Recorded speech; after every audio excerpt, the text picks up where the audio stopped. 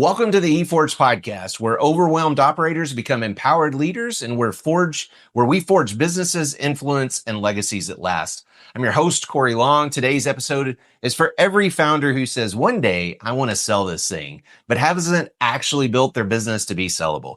Because here's the truth. Most people don't realize until it's too late. Revenue doesn't equal value. Hard work does not equal exit. And most business are not assets. They're just jobs with overhead.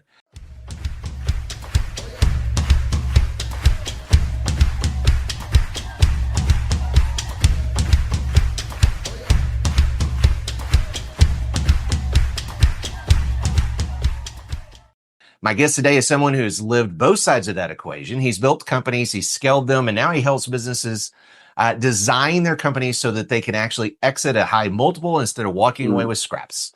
He's a certified exit planning advisor, which means he doesn't treat exit like something that happens at the end. He treats it like something you engineer from day one.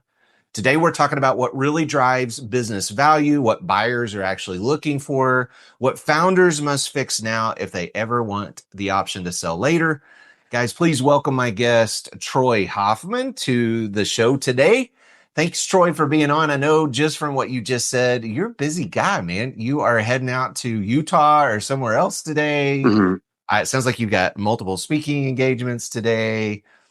Tell us a little bit about, I know for my audience, especially, you're going to be a brand new person inside of my ecosystem. So tell us a little about where you came from, like what you do, and really about founders now.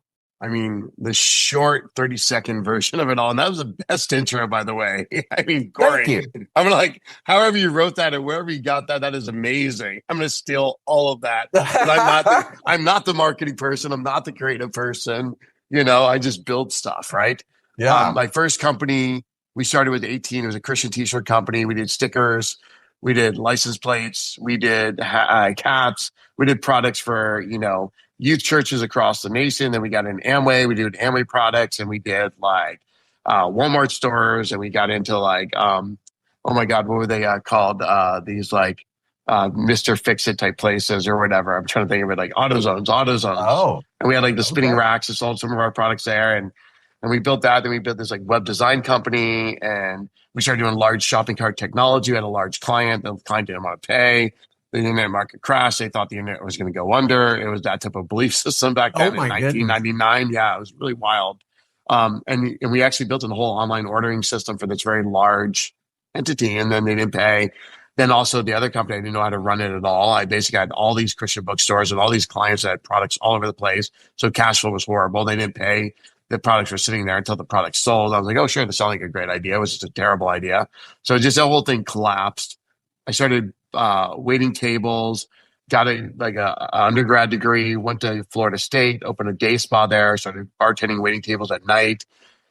Got a couple more degrees and a master's certificate in performance management psychology, undergrads like multinational finance, performance management psychology, really trying to master how do you run a business and how do you do this, right? Then I moved to California, built one company to 5 million in like 3 years and 10 months. Then left that, started another company, built that to like 5 million in like under 3 years.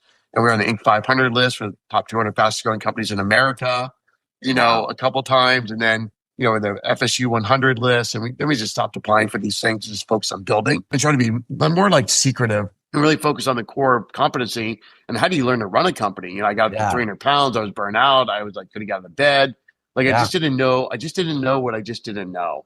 I didn't know how to run daily huddles. I didn't know how to run weekly meetings. I didn't know how to run quarterly planning. I didn't know how to run cash flow models and how to use these as dashboards. I didn't know how to really effectively use the dashboards to run the company, or how to motivate people, or how to build the right culture, or how to build HR systems, or how to hold people accountable, how to lead effectively even, right?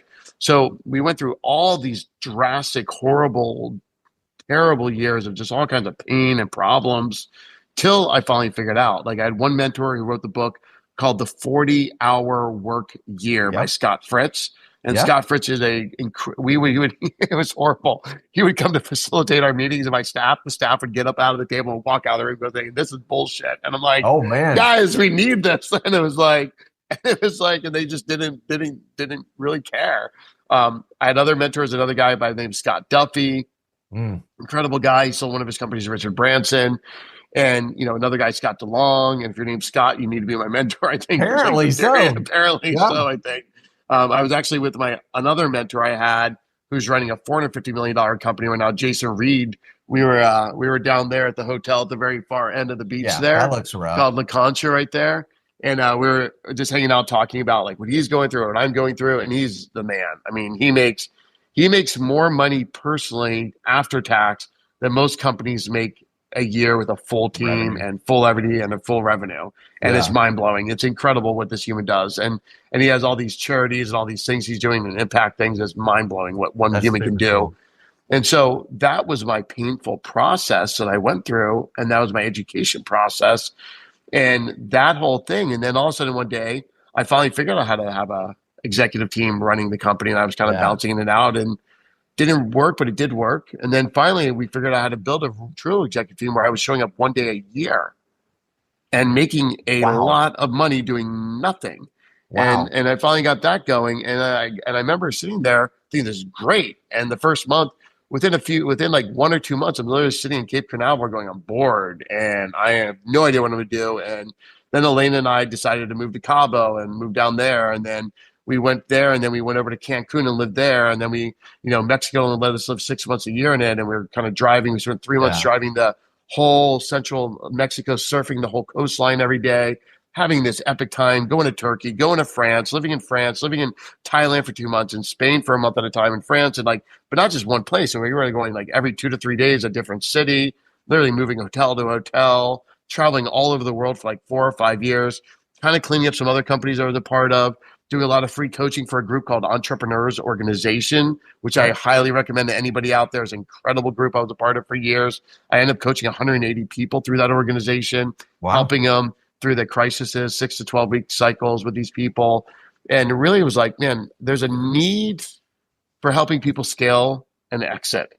Yeah. There's a need for a business architect, someone that understands the pain of all the points, from personal development to process development, through the company and the product development, through the whole scale, through the whole exit. And that's what we end up doing with founders, right? Just because I Yeah. ended up selling, I didn't know. I had to go talk to CPA firms. I had to talk to all these different RAs. Like Yeah. no one has a whole complete picture. And without the whole complete picture, you're kind of flying blind. You're driving blind. You're not really sure how to execute all these levels.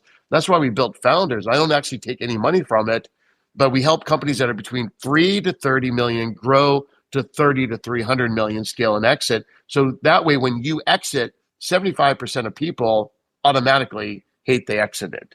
Oh yeah. They just do. Because they don't know what they're going to get. They don't know how much money they need. They're not prepared tax wise. They're not prepared estate wise. They're not prepared what their expense burn going to be. Or once you Yeah. lose your accounting department, who's going to take over your CPA? You kind Yeah. of lose everything when you sell your company. You lose your identity. You lose your passion. You lose your purpose. Yeah. What Everything's am I gonna gone. do? Yeah. Yeah, so you gotta prepare for the exit promised land. You Yeah. gotta know like what you're walking into, and you need guides, mentors, and people. Like one of the guys we're trying to pull in, he exited for over 100 million. This guy Ken here on the island Wow. in Puerto Rico, he's gonna be a great coach. And we're Yeah. trying to pulling in all these other guys like Scott DeLong's exited 3 times, one of our coaches. Nick Long exited, but not by his choice. He'll tell you the story one day, and you'll get him on thing. But he could have sold for a lot of money. He got bad guidance Yeah. from people that were not entrepreneur. They were not owner founders. There's a lot of coaches, a lot of consultants out there that have never built They've never done anything the thing. themselves, never Yeah. done the thing. They could tell you about HR. They'll tell you about, I spoke at a whole event full of them recently. They're all single service things, marketing or something great. Yeah. But there'll be that one coach for that person. And yet the person's kind of being just doing marketing, but not missing everything else. And the challenge as an entrepreneur, you have to do it all. Yeah. Corey, you just have to do it also. Yeah. That's the everything in a nutshell. It's fast. Let me get it out for you, sir. Well, I know it's great. I learned a lot about you just in that little time frame. What's fascinating to me is that you've built, and it sounds like you built, bought, sold, done the whole 9 yards on both sides of that. And it sounds like now you spend a lot of your time. I know you said when you and I were chatting before that you have some businesses now that you still run and operate and do all of that. I assume, right? I own a majority interest in a few companies. And I'm going to focus on that from now going forward. The Yeah. minority interest in trying to do angel And small VC work has not been the greatest returns. It's been Yeah. disasters because, again, most of the entrepreneurs, no matter how brilliant they are, or how intelligent, how many degrees or how many doctorates they have, or they're a doctor of all these things, ego kills companies. Yeah. Ego kills companies. Ego, because if you're not willing to learn and hear and take action and submit to us a very detailed, specific process to grow your company, you will not grow. Your company will go bankrupt. You will lose everything. And the more you think you're the smartest person in the room, the more you will fail. Yeah. Steve Jobs had an army of consultants. Steve Jobs, one of the guys was this guy, the process guy, I always call him. I'm always forget his name. The book's amazing. If you get a chance to read it, I'm going to go blank with the book, but it talks about this wolf pack and people walking in a Boy Scout thing, another one.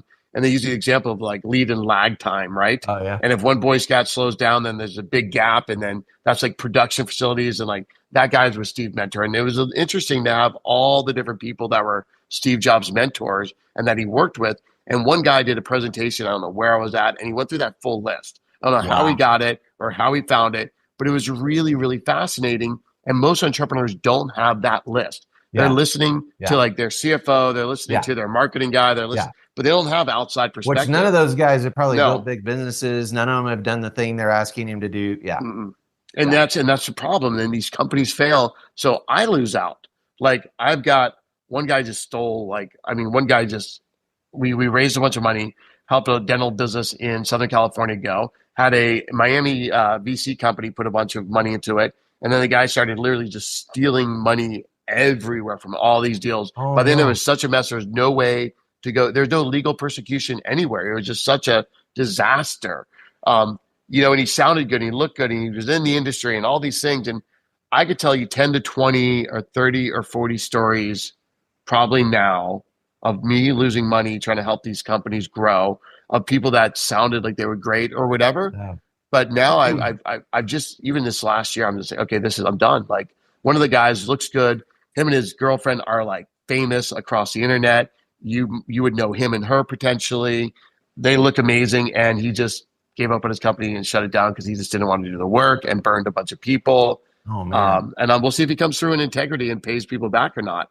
Other people are famous, people in the medical space and doctors, and Yeah. just kind of things are collapsing because they're not doing it right. Yeah. There's other people that are, oh my God, I mean, I got story after story, and that's why we built Founders, because there needs to be a specific, methodical, detailed process approach to accomplishing your goals. Yeah. And there's groups like Pinnacle that have done amazing. There's groups like Scaling Up, Vern Harnish, that have done amazing. The book Mastering the Rockefeller Habits or Scaling Up are a must read for every entrepreneur. Anything by Gino Wickman, all the Oh, yeah. EOS stuff. Like He knows really we good. must do all these things, and at the same time, we must learn. Like you have this amazing gift at marketing. You have a full spectrum understanding of what needs to happen by diving and doing the work over the last 11 years. We need you involved with all these companies. We need people that really care about the entrepreneur, that don't care just about making money, but care Sure. about the whole ecosystem, because these Sure. are companies that are going to go bankrupt. These are companies that are going to people going to lose their jobs. These Yeah. are families that are going to be torn apart. These are potentially suicide cases that are going to happen because Yeah. people are losing. And that's why it's so important to do what we do, that the entrepreneur community needs people like you and I that are willing to serve at the highest level, so that way these people can reach their potential destiny, that these people can be a people of impact. And I think the people that are most impact are the entrepreneur that has scale, that has exited, because they have the money, they have the message, and they have the marketing, and they have the means to go make something happen, to go impact society. And that's Yeah. kind of part of Founders like 10,000 person goal, is to really serve these people, because I know I can help lift up a ton of leaders, be a pastor of pastors, a leader of leaders, by lifting these people up and saying, Sure. man, let me show you how to break the bonds and the chains around you in this company, so that you give opportunity to other people to come and run your company. Give opportunity to other people in your company to step up and make more money, Yeah. and you make money, and you go to the next thing and the next thing and the next thing, and you keep evolving from the pit to the palace, and your next palace becomes your prison, and you move out of that prison into the next palace, and over again. and you become a human that evolves and becomes a person of impact. And that's one of the things we're really doing at Founders right now is helping them through these stages. Well, I know what you're saying resonates big time with me because we've spent 11 years on this entrepreneurial journey. I grew up in a small family business in West Texas. Dad bought it for probably paid way more money than it was worth when he bought it in 82. Built it up a little bit. Oil field crashed, almost lost it. I remember going with dad to bankers trying to get funds so that dad could Yeah. keep it running back in the middle 80s. And then my brothers started working with him. I started working for the family business way back when I was late teens. And then watching that business grow through the years, no one teaches what you just said. Like Mm-hmm. it's Yeah. hard to get your hands on what you just said. Somebody that's been there, done that, because it does. It becomes the prison. It becomes a job. Like my dad didn't take a vacation for like 14 years. Mm-hmm. Like I look back now and I look at the way he ran business and the way we've tried to run our businesses. And Mm-hmm. I told you earlier, I said we started out trying to do ministry without taking a paycheck. Few years in, I had 18 employees. We were cranking. We were doing business with companies all around the world. And then all of a sudden I looked up and I was going, I got a big, good paycheck, but it's just a job, man. Mm. I I Yeah. work a ton of hours. I have no idea what I'm doing. I have no idea how to scale this thing. I have no idea where the next step is. And so it fascinates me what you're talking about because I think most of the business owners I deal with are at the beginning stages or they're at like I was talking to an HVAC guy last week. He said, I've stopped growing. I don't want to grow Mm-hmm. anymore. I'm tired of dealing with employees. And he doesn't have any of the Yeah. structures, the processes, the systems. He said, it's easier for me just to go run the trucks myself. My sons help me and make really good money and just not even worry about it. Like that's his attitude at this point. And that's a lot of guys that are, it's back to the E-myth. Yeah. Are you the entrepreneur? Are you the manager? Are you the technician? And a lot of the technicians are like, shit, forget being the entrepreneur, forget being the manager. This Yeah. sucks. I hate being the technician and I hate being the manager. I'm great at being the entrepreneur. You really need outside help to figure out who you are. Yeah. I would say the blind spots of like my balding head and a little bit in the back now, I can't see it when I look in the front, but now I'm starting to lose a lot more hair here Yeah. and I can still see Yeah. it here more. And it's like, oh, this is Yeah. crazy. I mean, before I couldn't see it. I look at these pictures. Oh my God, from behind, this is horrible. You know what I mean? And so I'm like, you need that perspective. And the more perspective and the more training and the more self guidance you get, the less delusional you are, the more success you have Yeah. in all areas of your life. You may succeed really well in business, but then your body goes to crap. Lose your Your health. family Yeah. goes to crap. Yeah. Your spirituality goes to crap. Your Yeah. mindset goes to crap. Your lifestyle goes to crap. So, or you might be amazing at bodybuilding, but your business is horrible. Or it's trying to nail it in all of it and trying to get. So that's where the personal development side is. That's where hiring the coaches, the consultants, Yeah. doing the training programs, doing these personal development things, doing the personality test, clearing the emotional triggers, applying the Byron Katie stuff to your life, doing stacks like this guy Garrett J. White made, or doing whatever all these tools are, going to all these experiential things is the only way to truly elevate yourself. And then by elevating yourself, you elevate your company. Your company's only going to go as far as you go. Your company's only going to grow as far as you grow.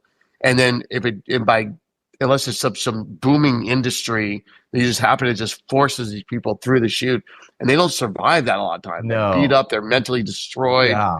they're depressed. I mean, like, Yeah, and it's a lot of times they crazy. just lose everything after that. Mhm. It becomes like a lottery winner.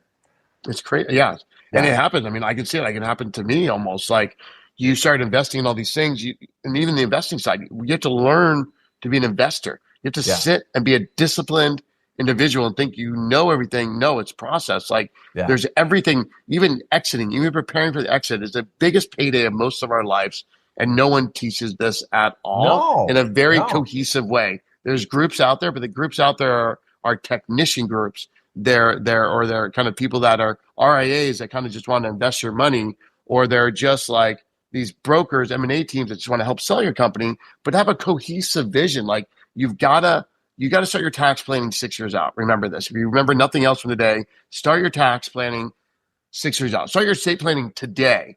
The Yeah. lowest value you're going to get everything into your state is today. Today, today, today, today. And don't just work with an estate planner. Work with someone that understands estate tax. They Yeah. understand income tax. Yeah. And you got to find a people that understand both sides, the income tax and the estate tax. That is so critical. They need to architect it so there's a plan.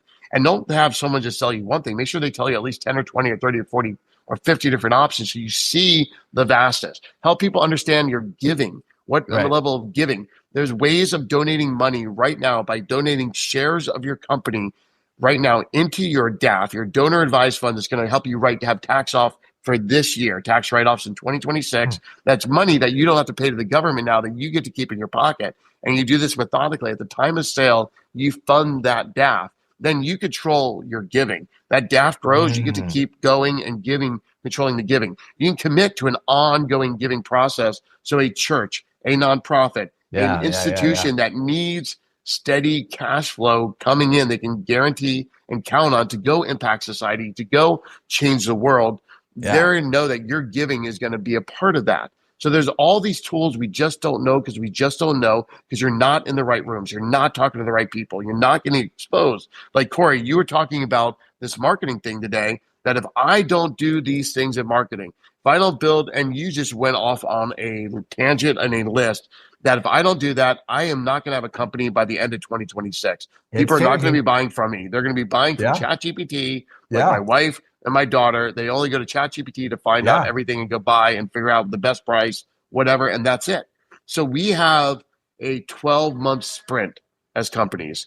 We have Yeah. to grow. We have to be clear in our vision. We have to be clear in our marketing. We have to be clear in our exit, and then figure out where this crazy economy is going. We have to be in rooms of people that are having these conversations at the highest level, at the deepest depths. Like Yeah. if you don't, you will not be in business in the coming years unless you're just a mom and pop shop and you're okay being the technician. And you're I need okay. my roof Yeah. fixed. I need my Yeah. electric done. I need my plumbing done because Troy Hoffman is not a plumber. Yeah. I think one of the things you hit on a minute ago. So a whole lot of the people that I have that listen to me, they're in either the beginning stages or like I have one company that I do some stuff for that most of their companies are 5 to 10 mil a year. That's kind of where they sit right now. What would you tell somebody? Because I feel like a lot of people, they buy into this idea of I'm just going to go build this business and it's going to run without me and I'm going to put people in place. And I hear all kinds of different numbers of what that number should be. And I know it's different based on the company and the type of niche or market or whatever it is that they do. You had hit a minute ago on this thought process of getting in the right rooms and all these things. I know that I've hired many coaches. I've spent well into six figures a year on coaches. That's something that I've done. I've also hired the wrong coaches. I've hired the people that you were talking about a minute ago that haven't gone and done the thing, and then I'm having them try to tell me how to go do the thing. They've never done the thing, and so it's hard for them to tell me how to do something they've never done. Yeah. What are some ways that the audience out there can look at, find those people that they want? It sounds like Founders is a place that they could go to find those people. You've given a bunch of other resources today. Well, What are some of those things that are like green flags? Here are some things that I would look for if I was looking for a coach or a consultant or a company to help me do this, because it sounds like you've been through the kind of like me. You've been through enough of the people that, yeah, they've helped you, but there's a plateau there. They can only help you so far, and that's all they can help you with. well, I'm just going to give you the list I give to everybody. Yeah. One is, I think, first EO. If you're a 1 to 15 or $25 million company in that range, I think EO is fantastic. Entrepreneurs Okay. organization, find the local chapter. It's a global volunteer-led organization. I've never It even is. heard of that. It's Like all the amazing. years I've been in business, I've never heard of that place They're or great. that organization. It's just a wonderful group. Vern Harnish started it.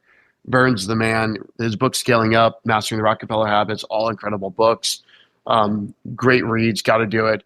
I think getting somebody that's in a personal development program, that's hopefully an entrepreneur has built and done something, is running it. There's one of my good friends, Skylar Lewis.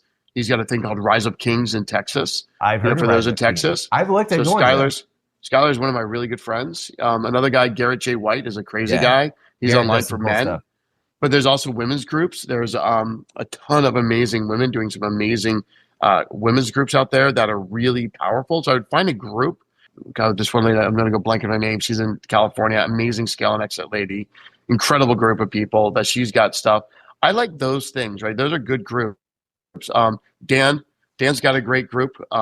You know, Dan Sullivan. Yeah, Dan He does a teaches a great lot job. of. Strategic coach. He's an amazing human. Yeah, strategic coach. Guys like that are just super solid are great if you want to and trust what the universe brings in front of you too. Like there is YPO. There is guys that are kind of like 25, $50 million companies and up. I think CEO Coaching International does a Mm, really great job. That's Mark Moses' group. yeah. Mark and his team are great. I love Mark. Mark was one of my original mentors, and his best friend Jason Reed, who was one of my coaches, and I was part of Mark's coach CEO coaching group. Founders is really for people that are going to exit in the next 6 years. You're Okay. between 3 to 30 million, and you want to grow to 30 to 300 million and exit. That's founders. That's what we're geared around. Is really exit prep, scaling, exiting, and then entering the promised land. So So yeah, we work. Go you for it. come in and actually work directly with the company. So let's say I'm doing 5 million bucks. I want to scale. Like, how does that work? So we have we have the ecosystem we call it. So there's like the weekly educational system we go through, which we go deep. Like one topic will be just what are the possible exits you could do, right? Another one week could be like your HR systems. Where are you Mhm. at with your HR systems? Another week could be just talking about EPLI insurance and the effectiveness of it, right? And how we want to make sure that we're de-risking the liability. You're not going to Yeah. sell if you have all this liability. So you got Yeah. to make sure you have these insurances. Do you have D&O, EPLI, E&O? What are all the things you need to make sure? And we got to start that process. Depending on what state, what law, whatever, where you're at. Like let's say 4 years out, really Yeah. ensuring that. We'll explain like just the giving side of scenarios, like explaining a DAF. That could be a whole hour just on DAF training because you can't make decisions without knowledge, know what you want to Yeah. do. And if someone just tells you what to do, you're like, it's like you go and show up to a marketing person says, "Oh, you want to sell umbrellas? Okay, great. Yeah, I want to sell my umbrellas." Well, I think what you should do is you should sell them to the Walmart in Alaska. And like, why is that? And he comes up with some theory, and he basically goes through this whole theory of why selling it to the Walmart in Alaska, right? And it's like doesn't make sense, but we just trust it, and then we get off course for an hour, right? Sure. So I think those are some of the things that like happen with all these people.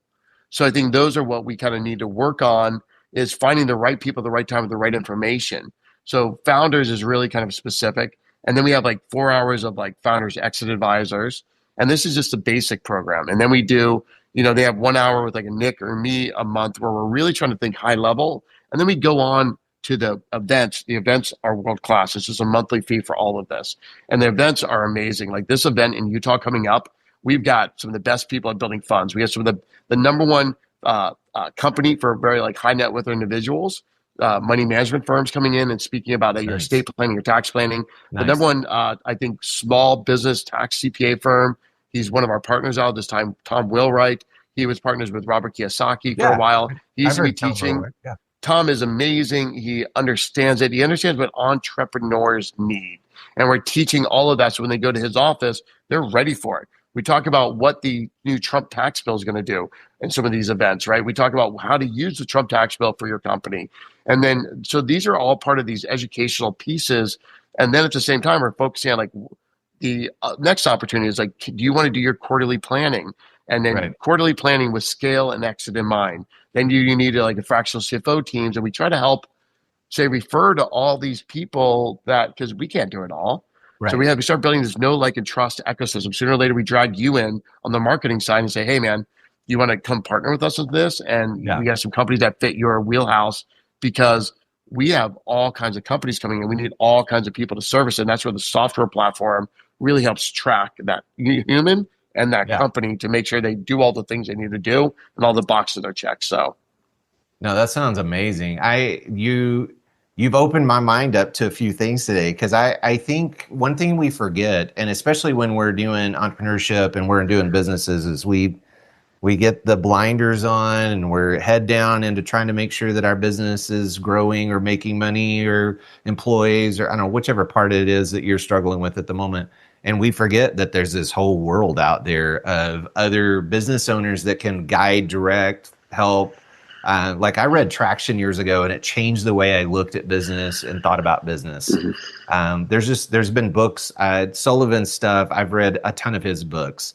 You were talking earlier about the blind spots. Keith Cunningham's one of my favorite guys to kind of read stuff that has, because he talks about how you can't smell your own bad breath. Like you need people telling you, hey, here's what I see because I can see it from the outside. I'm not in the middle of the mess. I can see what's going to happen because I've already been there, done that. So, Mhm. and I love that. Any final thoughts that you would want to leave with an entrepreneur sitting out there right now that's listening to this, that maybe they're looking at exiting at some point in the future? Like what kind of advice would you give a business owner that's sitting there going, look, I really do want to sell. Maybe I've got another 10-year run in me. Um, what kind of advice would you give somebody that's sitting out there going, man, this all sounds great. Mhm. I would, and they're probably going to be reaching out to you anyway. Like, Well, what I would think that be? facts, like get facts over feelings, facts over feelings. Okay. You need the facts. Like, what are the facts? So we always put people through a process. Like, we're just going to get through evaluation of where they're at, like do an analysis. Like, we have a whole process for like, because it just starts there. Because I have conversations. It's okay. We need to know where your company's really at, like, and some type of score where like where this is at and what it could be, and kind of get clear on like starting somewhere, understanding where Yeah. you're at and where you could go, and then for things to change, I must change. For things to get better, I must get better. Till I get Yeah. my better, till my better is best, and my best is better than the rest. How are we going to put you through some type of process for the leader to change? Secondly, how do we put your company through the process so the company changes to get the goal that you want? And Yeah. those two things, and it sounds basic, but it just has to happen over and over and over and over and over and over and rinse and repeat. And when you get around some of these people that are really great managers and they start diving in your company one day, like I'm a great entrepreneur, but I'm not a great manager. And we Yeah. start getting top talent pulled in different areas, top finance people, top things. And all of a sudden the company just starts shifting. You start working in 80 hours a week. Next thing you're working 8 hour a week. Next thing you're working 8 hours a month. You're like, oh my God, how's this even possible? Well, you just did the work. That's why it's possible. I love that. Yeah, I love how you spend a lot of time talking about it's really about working on you. You you're the leader. You're the one that's going to drive this thing. You're the one that's going Yeah. to build. You're the one that needs to spend the focus. I mean, you go back to the old school guys, Zig and Jim Rohn and all these guys. I mean, that's what Mm-hmm. they focused on. They were like, look, you go work on yourself. The if Yeah. that's where you need to invest is in yourself. Thank you so much for walking us through what most founders never see until it's too late. This wasn't about someday. It wasn't about dreams. It was about building a real asset. If Mm-hmm. you're listening to this, realizing your business only works because you're holding everything together. That's not true freedom. If you want to go deeper with Troy, check out troyhoffman.com. Go look for founders online. Mm-hmm. Start thinking about your business like a buyer would, not just an owner. And to our listeners, here's your challenge. Don't ask, how do I make more money this month? Ask, would anybody buy what I built right now? Because exit is not an event, it's a strategy. Make sure you Yes. subscribe, leave a review, share this episode with a business owner who needs to hear this before it's too late. Until next Thursday, keep forging forward, stay aligned with your calling, build with clarity, confidence, and conviction. Guys, this is The Forge, where leaders are made and legacies are built. Bye, guys. Have a great day.